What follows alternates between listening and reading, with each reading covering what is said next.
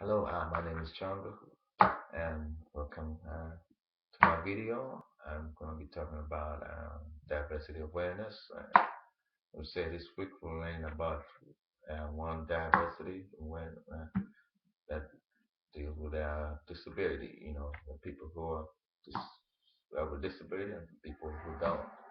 And this week we'll learn about the people who have disability. We'll learn about Disability Act, and then we'll learn about all the different forms of disability. And And on this video, I'm going to be talking about one form of disability, just falls in so many categories. It's hearing impairment. It can be a hearing loss or deaf or hard of hearing. And this is one invisible kind of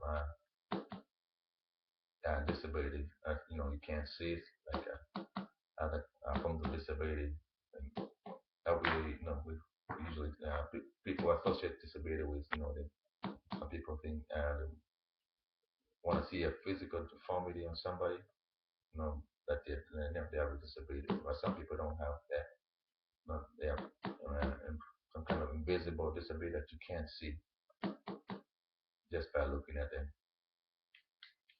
And then I want to talk about hearing impairment or hearing loss or having hearing, because it's one disability that's bound to affect even people that don't have it yet. So you're bound, to get it, through aging process. As people age, the hearing loss, hearing begins to go away, and it's so evident when you look at old people. You have to scream. Sometimes you can't whisper to them. I don't want to hear anything. You have to scream to them. And I looked at our CDC website and what causes hearing loss in this. They talked about it could be, hearing loss or hearing impairment come as a result of genetics. And it's possible, one person was blind and they give them their kids and children and grandkids, and one of those, in line of was possibly the one of the kids or grandkids might get that. Then exposure to loud music, they want to expand. When ears get too much exposed to loud music over a period of time, their hearing begins to reduce. And cities talk about illness, different kind of illnesses that can cause hearing loss, or even like a ear infection. You don't want so much infection to your ears. It's something that you treat right away if you get the infection. Then physical trauma, and you don't want injury to your ears. And then talk about chemicals, some dangerous chemicals that can cause your hearing to go. And then I'll say, when it comes to this hearing loss or impairment, I've seen it, I've seen it in older folks and older people. And then I've seen it like I had a friend, his name was named Jack. He was my neighbor.